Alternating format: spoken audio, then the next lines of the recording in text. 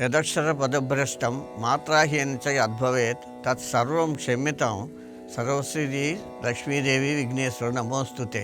అంటే పదాలలో కానీ భక్తిలో కానీ పూజలో కానీ ఏ లోపమైనా ఉన్నట్టయితే దాన్ని క్షమించమని కోరుతున్నాం. నమస్తే. విఘ్నేశ్వరాయ నమః. వినాయక పూజ సందర్భంగా ముందు అసలు వినాయక జననం ఎలాగైందో ప్రజలకి తెలియపరచాలనుకుంటున్నాను. పూర్వకాలంలో గజాసురుడను గజరూపము గల రాక్షసుడు, అంటే ఏనుగు రూపం గల రాక్షసుడు శివుని గూర్చి తపస్సు చేయగా అతని తపస్సుకు మెచ్చి శివుడు అతని ఉదరములో నివాసం ఉండేటట్లుగా వరమిస్తాడు, అంటే కడుపులోని. కైలాసంలో పార్వతీదేవి శివుని జాడ తెలియక కంగారు పడుతూ అన్వేషించగా శివుడు గజాసురుని ఉదరమునందు ఉన్నాడని తెలుసుకొని శ్రీహరిని ప్రార్థించి ఎలాగైనా శివుని రక్షించి బయటకు తీసుకురమ్మని చెప్తుంది. అంతటా శ్రీహరి శివుని వాహనమైన నందిని చిత్ర విచిత్రములుగా అలంకరించి గంగిరెద్దుల మేళము వారి వలె వేషము ధరించి గజాసురుని దగ్గరికి వెళ్ళి నందిని గంగిరెద్దులా ఆడించి మెప్పించి వరము కోరుకునేలా చేసింది.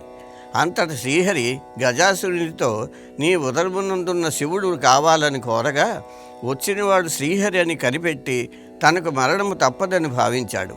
శ్రీహరి ఆజ్ఞతో నంది తన కొమ్ములతో గజాసురుని ఉదరము చీల్చగా అందులో నుండి శివుడు బయటకు వచ్చాను. అంతటా శివుడు గజాసురుని తలకు త్రిలోకాధిపత్యం ఇచ్చిదని వరమిచ్చి గజాసురుని తలతో కైలాసమునకు వెళ్ళాను. ఇప్పుడు వినాయకుడు అసలు ఎలా పుట్టాడు అన్నది చెప్తున్నాను. అక్కడ పార్వతి భర్త రాకను గురించి విని పరమానందంతో భర్తకు స్వాగతం పలుకుటకై స్నాన అలంకారాలు ముగించే సమయంలో చేతిలో ఉన్న నలుగు పిండిని నలుగుతూ పతి పరధ్యానములో ఉండి ఒక అందమైన బాలుడి ప్రతిమని చేసింది. ఆ ప్రతిమ అందంగా ఉన్న కారణంగా ప్రాణప్రతిష్ఠ చేయవలని అనిపించింది. అంతకు పూర్వమే ఆమె తన తండ్రి యొక్క పర్వతరాజు ద్వారా గణేశ మంత్రం పొందింది. ఆ మంత్రముతో ఆ ప్రతిమకు ప్రాణప్రతిష్ఠ చేసింది. ఆ దివ్య సుందర బాలుడిని వాకిటి నుంచి ఎవరిని లోపలికి రానివ్వద్దని, తను అలంకరణ పూర్తి చేసుకుని వస్తానని చెప్పి లోపలికి వెళ్ళింది. కొంతసేపటికి శివుడు వచ్చాడు. కానీ గుమ్మానికి కావలిగా ఉన్న బాలుడు శివుడు ఎవరో తెలియక లోనికి ప్రవేశం లేదన్నాడు. ఇద్దరికీ వాగ్వివాదం జరిగింది. శివునికి తన ఇంట్లో తనకే అనుమతి లేదంటూ ఉగ్రుడై తన త్రిశూలంతో బాలుని శిరశ్ఛేదము చేసి లోనికి ఎగినాడు. జరిగిన దానిని విని పార్వతి విలపించింది. ఎలాగైనా బాలుడిని బ్రతికించమని శివుని వేడుకుంది. శివుడు చింతించి వెంటనే తన వద్దనున్న గజాసురుని శిరస్సును ఆ బాలుని మొండుమునికి అతికించి ఆ బాలుడిని బ్రతికించి గణాసురుని శిరస్సుకు శాశ్వత త్రిలోక పూజితని కల్పిస్తానని ఇచ్చిన వరం ఇలా ఫలించింది. గణేశుడు గజాననుడై త్రిలోక పూజితను దక్కించుకున్నాడు. ఆ తరువాత శివపార్వతులకు కుమారస్వామి జన్మించాడు. గణపతిని ముందు పూజించాలి. ఏ పూజకైనా సరే గణేశుడు అగ్రపూజనీయుడు. ఆదిదేవుడు విఘ్నేశ్వరుడు కానీ ప్రకృతి గజాననమూర్తి మాట ఏమిటంటే ఈ గజాననుకి ఆ స్థానం కలగవలసి ఉంది. శివుని రెండవ కుమారుడైన కుమారస్వామి తనకు ఆస్థానమని కోరినాడు. శివుడు ఇరువురికి పోటీ పెట్టి మీలో ఎవరు ముల్లోకంలోని పవిత్ర నదీ స్నానాలు చేసి ముందుగా నా వద్దకు వచ్చేదరో వారికి ఈ ఆధిపత్యం లభిస్తుందన్నాడు. కుమారస్వామి వేగంగా సులువుగా సాగి వెళ్ళాడు. గజాననుడు మిగిలిపోయినాడు. త్రిలోకముల పవిత్ర నదీ స్నాన ఫలదాయకముకు ఉపాయం అర్థించాడు. వినాయకుని బుద్ధి సూక్ష్మతకు మురిసిపోయిన పరమశివుడు అట్టి ఫలదాయకముకు నారాయణ మంత్రమును అనుగ్రహించాడు. అనగా జలములన్నీయు నారాయణ అధీనములు, అనగా ఆ మంత్ర అధీనములు. మంత్ర ప్రభావము చేత ప్రతి తీర్థస్థానమునందు కుమారస్వామి కన్నా ముందే వినాయకుడు వృక్షంగా వచ్చాడు. వినాయకుడికే ఆధిపత్యం లభించింది. ఇప్పుడు పూజా కార్యక్రమం మొదలు పెడదాం. ఇది ఇంట్లోని ఎలాగ పూజ చేసుకుంటామో అలాగే చెప్తున్నాను. మీకు మీ శక్తి కొలది ఇంట్లోని చేసుకోండి. ఏమైనా మీకు బాగా డబ్బులు ఉంటే బయటకు వెళ్ళి పెద్దగా చేసుకోవచ్చు. ఇది సరిగ్గా ఇంట్లోని ఎలా చేయాలో అలాగే చెప్తున్నాను నేను. ముందుగా బొట్టు పెట్టుకొని దీపారాధన చేసి నమస్కరించి ఈ విధంగా ప్రార్థించుకోవాలి. శుక్లాంబరధరం విష్ణుం శశివర్ణం చతుర్భుజం ప్రసన్నవదనం ధ్యాయే సర్వవిఘ్నోపశాంతయే అగజా ఆనన పద్మార్కం గజాననమహర్నిశం అనేకదం తం భక్తానాం ఏకదంతముపాస్మహే ఏకదంతముపాస్మహే. ఆయం ముహూర్త సుముహూర్తోస్తు తదేవ లగ్నం సుదినం తదేవ తారాబలం తదేవ చంద్రబలం తదేవ విద్యాబలం దైవబలం తదేవ లక్ష్మీపతే తేంగ్రియుగం స్మరామి. ఆయం ముహూర్తం సుముహూర్తోస్తు లాభేస్తాషాం జయస్తేషాం కుతస్తేషాం పరాభవ యేషాం ఇందీవర శ్యామో హృదయోష్ణో జనార్దన ఆపద మపహార్తం దాతారం సర్వసంపదాం లోకాభిరామం శ్రీరామం భూయో భూయో నమామ్యహం. సుముఖైశ్చ దంతైశ్చ కపిలో గజకర్ణ లంబోదరస్స వికటో విఘ్నరాజాధిప ధూమకేతుడు గణాధ్యక్ష పాలచంద్రో గజానన వక్రతుండ శూర్పకర్ణో హేరంబ స్కందపూర్విత అష్టావష్టోచ నామాని యా పఠేషు యాదిపి విద్యారంభే వివాహే చ ప్రవేశే నిర్గమే తథా సంగ్రామే సర్వకార్యేషు విఘ్నస్తన్య నజాయతే. అభీష్టరార్థసిద్ధ్యర్థం పూజితో యస్తురైరపి సర్వవిఘ్నస్య దేవస్మై గణాధిపతియే నమః. నమస్కరించుకొని ప్రాణాయామం చేయండి, ఆచమనం చేయండి. మీరు గంగతో నీళ్లు పక్కన పెట్టుకుని నీళ్లు 3 సార్లు తీసుకోండి. సంకల్పం చేసుకోండి ఇలాగా. ఓం మమోపాత్ర దుర్దక్ష ద్వారా శ్రీ పరమేశ్వర ప్రీత్యర్థం శుభే శోభన ముహూర్తే ఆద్య బ్రహ్మణ ద్వితీయ వరార్ధే శ్వేతవరాకల్పే వైవస్వతమన్వంతరే కలియుగే ప్రథమ పాదే జంబూద్వీపే భరతవర్షే భరతఖండే మేరోర్దక్షిణ దిగ్భాగే శ్రీశైలే ఈశాన్య ప్రదేశే అస్మిన్ వర్తమాన వ్యావహారిక చాంద్రమానేన ప్రభవాది షష్ఠి సంవత్సరామధ్యశ్రీ మీ నామ పెట్టుకుని మీ పేరు చెప్పుకుని నామ సంవత్సరే దక్షిణాయనే వర్ష ఋతుతో భాద్రపద మాసే శుక్లపక్షే చతుర్థాం తిథి ఇవాళ తిథి పెట్టుకోండి. వాసయుక్తాయాం శుభనక్షే శుభయోగే శుభకరణ ఏవంగ విశిష్టాయాం సుతిదేవ్ శ్రీమాన్ మీ గోత్రం చెప్పుకోండి. నామధేయ మీ పేరు చెప్పుకోండి. శ్రీమత శ్రీమతి నుంచి పెట్టుకోండి. గోత్రస్య నామధేయస్య ధర్మపతి సమేతస్య మమ అస్మాకం సహకుటుంబానం క్షేమస్థైర్య విజయ ఆయుర ఆరోగ్య ఐశ్వర్యాభివృద్ధ్యర్థం వర్షే వర్షే ప్రయుక్త వరసిద్ధి వినాయక చతుర్థి ముద్దిశ్య శ్రీ వరసిద్ధి వినాయక దేవతా ప్రీత్యర్థం కల్పోక్త ప్రకారేణ యావశక్తి జానా వాహనాది షోడశోపచార పూజాం కరిష్యే అని నీళ్లు ముట్టుకోండి. తదంగ కలశ పూజాం కరిష్యే. తర్వాత ఒక చెంబుతో నీళ్లు నిండా పోసుకొని అందులో మామిడి కొమ్మలు పెట్టుకుని మీద కొబ్బరికాయ పెట్టుకుని ఈ కలశానికి చుట్టుపక్కల బొట్లు పెట్టి ఇప్పుడు దాని ప్రకారం కలశ గంధపుష్పాక్షులతో వాటేమో పూజించాలి. అంచేత ఇప్పుడు కలశ పూజ చెప్తున్నాను. కలశస్య ముఖే రుద్ర కంఠే విష్ణు సమాశ్రిత మూలే తత్వస్థితో బ్రహ్మ మాతృగణాశ్రుత కుక్షౌతు సాగర సర్వే సప్తతీరావతుస్తుందర ఋగ్వేదో యజుర్వేద సామవేద వేదోద్వరణ అంగైస్సహిత సర్వే కలశాంబు సమాశ్రిత ఆయాంతు శ్రీ మహాగణపతి పూజార్థం దురితక్షయకారక గంగే చ యమునే చ కృష్ణ గోదావరి సరస్వతి నర్మదే సింధు కావేరి జలస్మిన్ సన్నిధిం కురు. కలశోతకమును అందులో ఉన్న నీళ్లు తీసి పువ్వుతోటి పూజా ద్రవ్యం మీద దేవుడి మీద తన మీద కొద్దిగా జల్లించుకొని అనంతరం పసుపు గణపతిని చేసి పూజించాలి. అది ఒక తమలపాకులో పసుపు పట్టుకుని ముద్ద పెట్టుకుని కొంచెం పెట్టుకుని దానికి పూజ చేసి ఎదురుగుండా పెట్టుకోవాలి. గణానాం త్వం గణపతింగం హవామహే కవిం కవీనాం ఉపవస్త్రవస్త్రం జ్యేష్ఠరాజ్యం బ్రాహ్మణ స్మృతి అనశృణ్య సూర్య విస్పీద సాధనం శ్రీ మహాగణపాధిపతియే నమః. జానావాహనాది షోడశోజ పూజాం కరిష్యే. పువ్వులు అక్షితులు కలిపి వేయాలి. యథాభాగం గుడం నివేదయామి. గుడం అంటే బెల్లం మొక్క నైవేద్యం పెట్టాలి. శ్రీ మహాగణాధిపతి సుప్రసన్నో సుప్రీతో వరదో భవతు. శ్రీ గణాధిపతి ప్రసాద శిరస గురునానేమి. 2 పూజాక్షతలు తలపై వేసుకోవాలి. శ్రీ వరసిద్ధి వినాయక ప్రాణ ప్రతిష్టాపనం కరిష్యే అని నీళ్ళు ముట్టుకోవాలి.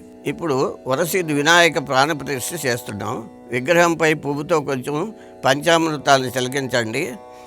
ముందు అసలు పూజకి పంచామృతాలు కావాలి, పసుపు కావాలి, కుంకుమ కావాలి, అక్షతలు కావాలి, పత్రి తీసుకుని రావాలి. తీసుకుని పక్కన పట్టుకుని ఈ పూజ చేస్తుండాలి. ఓం ఆం హ్రీం ఓం యం రం లం వం శం శం అహం ఇచ్చాద్వేన ప్రాణ ప్రతిష్టాపనం కృత్య నమస్కృత్య ఓం వరసిద్ధి వినాయకాయ నమః స్వామిన్ సర్వజగన్నాథయ వద్దు జరాస్థానకను తావదత్వం ప్రీతిభావేన బింబేస్మిన్ సన్నిధిం కురుం అవాహితో భవ స్థాపితో భవ సుప్రసన్నో భవ అవకుంఠితో భవ వరదో భవ ప్రసీద ప్రసీద ప్రసీద అని మనసులో నమస్కరించుకోవచ్చు. ఇప్పుడు పూజా విధానం ప్రారంభిస్తున్నాను, వినండి.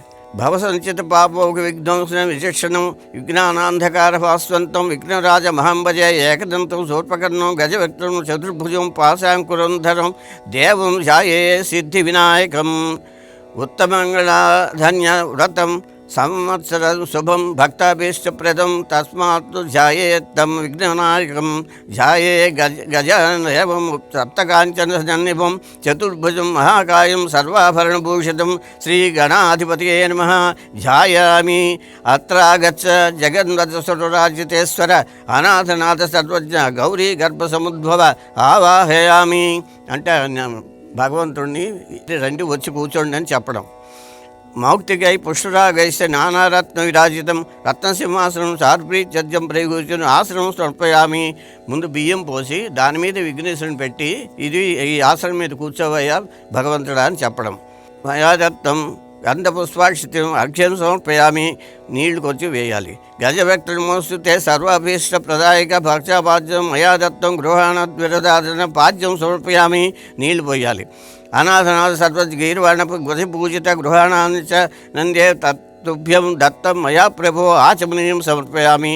కొంచెం ఆచమనీయం తీసి నీళ్ళకు కిందకు వదిలేయాలి, మీరు తీసుకోవడం కాదు. దక్షేర సమాయుక్తం మధుజాద్వేన సమన్వితం మధుపర్కం గృహాణేదం గజభక్తమోస్తుతే మధుపర్కం సమర్పయామి. మధుపర్కాలు అంటే దూదుతో చేస్తారు, అవి కొంచెం వస్త్రదానం కింద పెట్టుకోవాలి. స్నానం పంచామృత గృహాణ గణనాయక అనాథనాథ సర్వజ్ఞ గీర్వాణ గణపూజత పంచామృత స్నానం సమర్పయామి.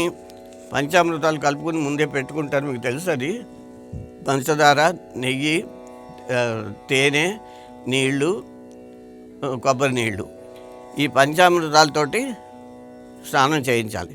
గంగాది సర్వతీర్థ్యభ్య స్నానం కృష్య భగవాన్ నమోస్తుతే శుద్ధోదక స్నానం సమర్పయామి. మంచినీళ్ళతో స్నానం చేయాలి.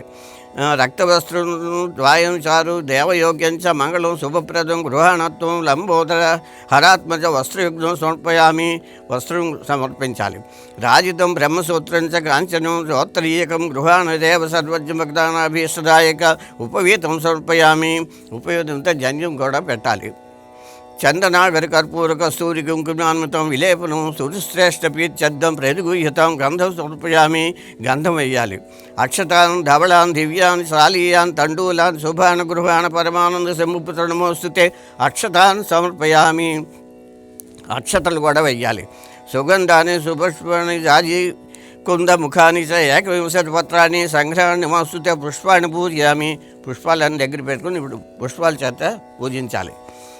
ఓం గణేశాయ నమః పాదవ పూజయామి. పాదాలు తెరవేయాలి. ఏకదంతాయ నమః గుల్ఫ పూజయామి. శూర్పకర్ణాయ నమః జానుని పూజయామి. విఘ్నరాజాయ నమః రంగై పూజయామి.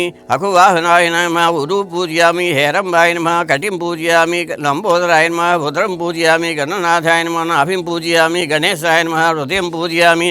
స్థూలకంఠాయ నమః కంఠం పూజయామి. స్కంధాగ్రజాయ నమః స్కందో పూజయామి. పాశహస్తాయ నమః హస్తో పూజయామి. గజవక్త్రాయ నమః వక్త్రం పూజయామి. విఘ్నహంత్రయ నమః నేత్రౌ పూజయామి. శూర్పకర్ణాయ నమః కర్ణౌ పూజయామి.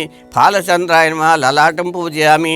సర్వేశ్వరాయ నమః శిరం పూజయామి. విఘ్నరాజాయ నమః సర్వాంగాన్ని పూజయామి. నమస్తే నమస్తే నమస్కారం పెట్టాలి. ఇంక ఇప్పుడు పత్రాలన్నీ దగ్గర పెట్టుకున్నారు కదా, ఆ పత్రాలతోటి ఇప్పుడు పత్ర పూజ చేయాలి.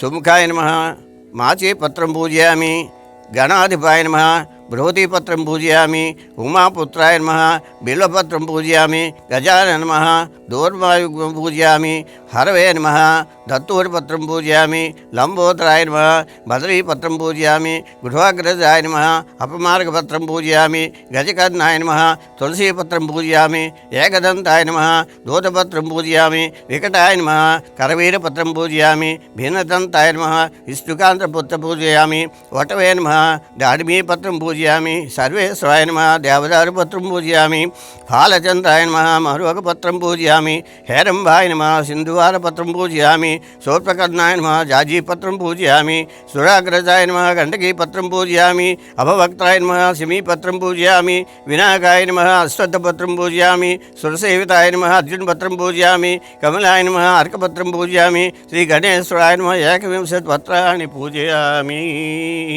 పుష్పాలు దగ్గర పెట్టుకుని ఇప్పుడు అష్టోత్తరం, ఇది అష్టోత్తర శతనామాలు అంటారు. ఈ అష్టోత్తర పూజ కూడా చేయాలి.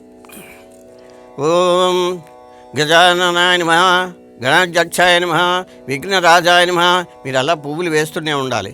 వినాయకాయ నమః ద్వైమాతుడాయ నమః ద్విముఖాయ నమః ప్రముఖాయ నమః సుముఖాయ నమః కృతినే నమః సుప్రదీపాయ నమః సుఖనిధయాయ నమః సురాధ్యక్షాయ నమః సూరారిఘ్నాయ నమః మహాగణపతియే నమః మాన్యాయ నమః మహాబలాయ నమః హేరంబాయ నమః లంబజఠరాయ నమః హస్తగ్రీవాయ నమః మహోదరాయ నమః మదోత్కటాయ నమః మహావీరాయ నమః మంత్రినే నమః మంగళస్వరాయ నమః ప్రమదాయ నమః ప్రథమాయ నమః ప్రాజ్ఞాయ నమః విఘ్నకంత్రే నమః విఘ్నహంత్రే నమః విశ్వనేత్రే నమః విరాటత్వతే నమః శ్రీపతయే నమః వాక్పతయే నమః శృంగారణే నమః ఆశ్రితోత్సలాయ నమః శివప్రియాయ నమః శీఘ్రకారణే నమః శాశ్వతాయ నమః బలాయ నమః బలోతితాయ నమః భవాత్మజాయ నమః పురాణ పురుషాయ నమః పుష్ణే నమః పుష్పరోక్షిప్తవారిణే నమః అగ్రగణ్యాయ నమః అగ్రపూజ్యాయ నమః అగ్రగామినే నమః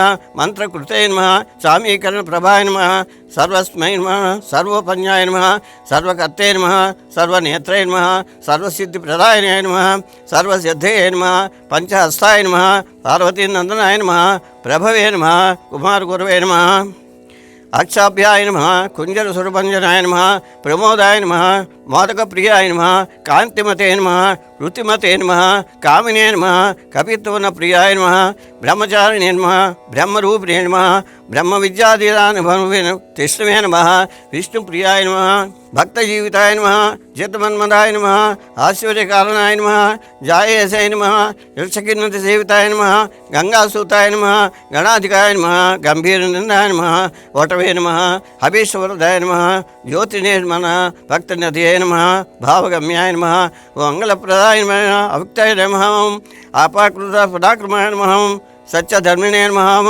సుఖప్రదాయ నమః సరసాంబువిదయ నమః మహేశాయ నమః దివ్యాంగాయ నమః మణికింకటి మేఖలాయ నమః సమస్త దేవతామూర్తియే నమః సతతోత్తరాయ నమః విఘాతకారిణే నమః విశ్వదృశే నమః విశ్వరక్షాకృతే నమః కళ్యాణగురవే నమః ఉన్మత్త వేషాయ నమః అపరాజితాయ నమః సమస్త జగదాధారాయ నమః సర్వేశ్వర ప్రదాయ నమః అక్రాంతి చతుర్భవే నమః ఓం విఘ్నేశ్వరాయ నమః ఓం వరసిద్ధి వినాయక స్వామినే నమః. ఇప్పుడు దశాజ్యం గుగ్గులోపేతం సుగంధిం సుమనోహరం ఉమాసుద్రమస్తుభ్యం గృహాణ పరో ధూపమాగ్రాపయామి. ధూపం తీసుకొని ఊదొత్తులు తీసుకొని కొంచెం చుట్టూరు తిప్పండి. సౌఖ్యం త్రిభక్తి సంయుక్తం వహిన జ్యోతితం మయా గృహాణ మద్గదీపం ఈశపుత్ర నమోస్తుతే దీపం దర్శయామి. దీపాన్ని ఒకసారి చూపించండి. సుగంధాన్ సుకృతాన్ మోదకాన్ ఘృతపాచితాన్ నైవేద్యం గృహీతం దేవచన ముద్దై ప్రకల్పితాన్ భక్షంచ భోజ్యంచ లేహ్యంచ పోష్యంచ పానీయం చ ఇతం గృహాణ నైవేద్యం మయా దత్తం వినాయకం మహా నైవేద్యం సమర్పయామి. వండిన వంటలన్నీ కూడా నైవేద్యం పెట్టండి. పూగి ఫలే కర్పూరై నాగబల్లి దళే రుచ్యం ముక్తాచూర్ణేన శక్తం తాంబూల ప్రికృత్యం తాంబూలం సమర్పయామి. ఆకులు ఒక్క వేసి తమలపాకులు తాంబూలం సమర్పయామి. సదానందన విఘ్నేశ పుష్టిలాని ధనాన్ని భూమ్యాం స్థితాన్ని భగవాన్ శ్రీరచు వినాయక సువర్ణ మంత్ర పుష్పం సమర్పయామి. సువర్ణ మంత్ర పుష్పం పువ్వులు వేయండి. గృహవర్తి సహి కర్పూర సకలే నీరాజనం భయాదిత్యం గృహాణ వరదోభవ నీరాజనం సమర్పయామి. హారతి వెలిగించండి. యాని కానిచ పాపానిచ యాజన్మంత కృతానిచ తాని ప్రదక్షిణ పదే పదే 3 సార్లు చుట్టూరు తిరగండి. పాపోహం పాపకర్మహం పాపాత్మం పాప సంభవం త్రాహి మాం కృపయా దేవ శరణాగతవత్సలం అన్యథా శరణం నాస్తి త్వమేవ శరణం మమ తత్కారుణ్య భావేన రక్ష గణాధిప ఆత్మ ప్రదక్షిణ నమస్కారాన్ని సమర్పయామి. చాలామంది సాష్టాంగ నమస్కారాలు కూడా పెట్టచ్చు. ఇప్పుడు వ్రత కథలోకి వెళ్తున్నాం. శ్రీ మదగల అఖిలాండ కోటి బ్రహ్మాండ నాయకుడైన భగవంతుని సృష్టి విశేషమైన భారతదేశంలో చాలా కాలమునకు పూర్వం చంద్రవంశానికి చెందిన ధర్మరాజు అనే రాజు జ్ఞాతుల వలన శ్రీ సంపదలన్నీ పోగొట్టుకొని భార్యతోనూ 4 తమ్ములతోనూ కలిసి వనవాసం చేయుచు ఒకనాడు నైమిసారణ్యమునకు వెళ్ళాడు. అక్కడ సౌనికాది ఋషి ప్రముఖులకు అనేక పురాణ రహస్యాలను బోధించుచును సూత మహాముని దర్శించి నమస్కరించి, అయ్యా, మేము మా దాయాదులచే దగా చేయబడి ధన కనక వస్తు వాహన రాజ్యాధికారములన్నింటినీ పోగొట్టుకున్నాం. ఈ కష్టములన్నీ గడిచి మా రాజ్య వైభవములు మరల మాకు లభించుటకు గాను ఏదైనా సులభమైన వ్రతాన్ని ఉపదేశించండి అని ప్రార్థించగా సూతుడు అతనికి వినాయక వ్రతం చెయ్యి అని ఆదేశించి ఇలా చెప్పసాగాడు. ధర్మరాజా, ఒకానొక సందర్భంలో శ్రీ కుమారస్వామి కైలాసవాసి అయిన పరమశివుణ్ణి దర్శించి, తండ్రి, మానవులు ఏ వ్రతం చేయడం వలన సమస్తమైన విద్యా విజయ వైభవాలను పుత్రపౌత్రాదిగా వంశవృద్ధిని పొంది అన్ని కోరికలు తీరిన వారే సకల సుఖ వైభవాలను సౌభాగ్యాలను పొందుతారో అటువంటి వ్రతాన్ని చెప్పవలసిందని కోరాడు. అందుకు సమాధానంగా శివుడు, నాయన కుమారస్వామి, సర్వసంపత్కర్ము ఉత్తమము ఆయుష్కార్థ సిద్ధి ప్రధాన అయిన వినాయక వ్రతం అనేది ఒకటి ఉంది. దీనిని భాద్రపద శుద్ధ చవితి నాడు ఆచరించాలి.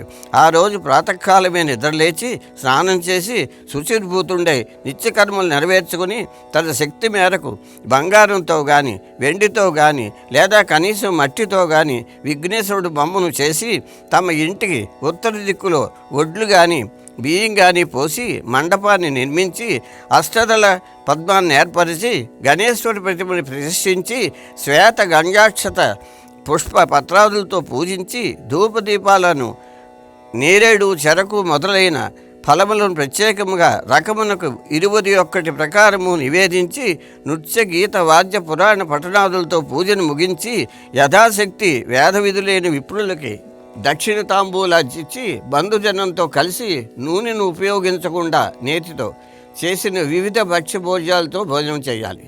మరునాడు ఉదయం స్నాన సంధ్యలు పూర్తి చేసుకుని అనంతరం పునఃపూజన చేసి యథాశక్తిగా బ్రాహ్మణులను దక్షిణ తాంబూలాలతో సంతృష్టపరచాలి. ఈ విధంగా ఎవరైతే ఈ వినాయక వ్రతాన్ని చేస్తారో వాళ్ళకి గణపతి ప్రసాదం వలన సకల కార్యములు సిద్ధిస్తాయి. ఆ విధంగా షణ్ముఖునికి శివునిచే చెప్పబడిన ఈ వ్రతాన్ని నువ్వు కూడా ఆచరించు. గతంలో విదర్భ యువరాణి దమయంతి ఈ వ్రతం చేయడం వలన తాను ప్రేమించిన నల మహారాజును పెండ్లాడగలిగింది. సత్రాజిత్తుడనే రాజు యొక్క భక్తికి మెచ్చి సూర్యుడు అతనికి సమంతకమణిని ప్రసాదించాడు. ఒకానొక సందర్భంలో శ్రీకృష్ణుడు ఆ మణిని తనకిమ్మని సత్రాజిత్తుని అడిగాడు. కానీ సత్రాజిత్తు తిరస్కరించాడు. తరువాత కాలంలో సత్రాజిత్తు తమ్ముడైన ప్రసేనజిత్ అనేవాడు ఆ మణిని పొదిగి ఆహారాన్ని ధరించి అడవిలో వేటకు వెళ్ళాడు. అక్కడ ఒక సింహము అతన్ని వధించి ఆ మణిని ఒక మాంసఖండంగా భావించి ఎత్తుకుని పోతుండగా ఆ అడవిలోనే ఉన్న జాంబవంతుడనే భల్లూకరాజు సింహాన్ని చంపి ఆమెని తాను తీసుకుని తన కుమార్తె అయిన జాంబవతికి ఇచ్చాడు. కానీ సమంతకమణి మీద ఆశ కలిగి ఉన్న శ్రీకృష్ణుడే తన తమ్ముడిని చంపి దానిని దొంగిలించి ఉంటాడని సత్రాజిత్తు ఒక పుకారును లేవదీశాడు. ప్రజలంతా ఇది నమ్మసాగారు. ఈ వార్త విని బాధపడిన బలరాముడిని ఓదారుస్తూ శ్రీకృష్ణుడు, అన్నయ్య, బాధపడకు. వినాయక చవితి నాడు పాలపాత్రలో చంద్రుడి ప్రతిబింబం చూడడం వల్లనే నాకు ఈ అపవాదు కలిగిందని చెప్పాడు. చవితి చంద్రుడికి అపవాదికి సంబంధం ఏమిటని బలరాముడు అడగగా శ్రీకృష్ణుడు ఇలా చెప్పసాగాడు. వినాయకుని జన్మదినమైన ఒకనొక భాద్రపద శుద్ధ చవితి నాడు కైలాసములో కుబ్జరూపధరుడైన విఘ్నేశ్వరుడు ఆనంద తాండవం చేస్తూ ఉండగా అక్కడే ఉన్న చంద్రుడు అది చూసి అపహాస్యం చేశాడు. అందుకు కోపించిన వినాయకుడు, ఓరి చవితి చంద్రుడా, ఈరోజు నుంచి నిన్ను చూసిన వాళ్ళందరూ నీలాపనిందలైపోదురుగా అని శపించాడు. అనంతరం చంద్రుడు దేవతలు కలిసి ప్రార్థించిన మీదట భాద్రపద శుద్ధ చవితి జన్మదినం నాడు శివుడు కుమారస్వామికి చెప్పిన విధంగా నన్ను పూజించి ఈ కథ చెప్పుకుని నా కథాక్షతలను ధరించిన వారు త్వరలోనే ఆ అపవాదుల నుండి బయటపడి అన్ని విధాలైన సుఖ సంపాదాలు సౌభాగ్యాలు పొందుతారని వరమిచ్చాడు. ఆ సంగతి తెలిసి కూడా నేను గత వినాయక చవితి నాడు ఆయనను పూజించకుండానే పాలకొండలో చంద్రుడి ప్రతిబింబం చూడడం జరిగింది. అందువల్లనే ఈ అపనింద పడ్డాను అని కృష్ణుడు వివరంగా చెప్పాడు. అది వినిన బలరాముడు తక్షణమే శ్రీకృష్ణుడి చేత ప్రాయశ్చిత్త సహితంగా వినాయుడు వ్రతం చేయించాడు. అలా వ్రతం చేసుకుని కథాక్షతలను ధరించి కృష్ణుడు తన అపనిందను మాపుకునేందుకు గాను బయలుదేరాడు. ఆ విధంగా కృష్ణుడు సరాసరి ప్రసన్నజిత్తు వెళ్ళిన అడవికి వెళ్ళి అక్కడ అతని మృతకళేబరాన్ని చూసి దాని చెంతనే ఉన్న సింహాన్ని అడుగుజాడలను చూసి వాటిని వెన్నంటి వెళ్ళి జాంబవంతుడి జాడలు తెలుసుకొని అతని గుహలోకి ప్రవేశించాడు. జాంబవంతుడి కూతురు జాంబవతి ఆమె యొక్క క్రీడాలోక కేళీకందుకంగా పుట్టింది సమంతకమణి. దానిని తీసుకోపోయిన శ్రీకృష్ణుడిని జాంబవంతుడు నిరోధించాడు. ఇద్దరికీ పెద్ద యుద్ధం జరిగింది. జాంబవంతుడు ఓడిపోయాడు. సమంతకమణితో పాటే కూతురైన తన జాంబవతిని కూడా శ్రీకృష్ణుడికి సమర్పించుకున్నాడు. మణితోనూ కన్యామణితోనూ మరలి వచ్చిన కృష్ణుడు జరిగింది అందరికీ చెప్పి మణిని సత్రాజిత్తుకు ఇచ్చాడు. కృష్ణుడిని అనుమానించి నిందించినందుకు సిగ్గుపడ్డ సత్రాజిత్తు తమ కుమార్తె అయిన సత్యభామను కూడా శ్రీకృష్ణుడికే ఇచ్చి వివాహం జరిపించాడు. ధర్మరాజా, వృతాసురుని చంపేందుకు ఇంద్రుడు, గంగను భూమికి తెచ్చేటప్పుడు భగీరథుడు, క్షీరసాగర మథనమప్పుడు దేవదానవులు, సీతాన్వేషణలో శ్రీరాముడు, కుష్ఠవ్యాధి నివారణకు సాంబుడు కూడా ఈ వినాయక వ్రతం చేసి విజయ ఆరోగ్యములను పొందారు. తన వ్రతం చేసిన భక్తులు తలసిన పనులన్నీ తక్షణమే సిద్ధింపజేస్తాడు. కనుకనే ఈయనను సిద్ధి వినాయకుడు అన్నారు. విద్యార్థులకు విద్యని, జయార్థులకు జయాన్ని, ధనార్థులకు ధనాన్ని, పుత్రాదులకు పుత్రుల్ని ప్రసాదిస్తుంది ఈ వ్రతం. వితంతువులు పూజించినట్లయితే మరి ఏ జన్మలోని వైధవ్యాన్ని పొందరు. కాబట్టి ధర్మరాజా, నువ్వు ఈ వ్రతం చేసి నీ శత్రువులను గెలిచి మళ్ళా రాజ్యాన్ని పొందు. సమస్త బ్రహ్మక్షత్రి వైశ్య శూద్రాదులు కూడా ఈ వ్రతాన్ని యథావిధిగా ఆచరించి శ్రీ గణపతి అనుగ్రహం చేత సకల ఐశ్వర్యాలను పొందుదురుగాక అని సూత్రుడు చెప్పగా విని ధర్మరాజు ఈ వ్రతం చేసి కష్టములు తీరి శత్రువులను గెలిచి రాజ్యాన్ని సంపాదించుకుని మహారాజుగా పట్టాభిషేకాడు. హరి ఓం తత్సత్. వినాయక వ్రత సంపూర్ణం.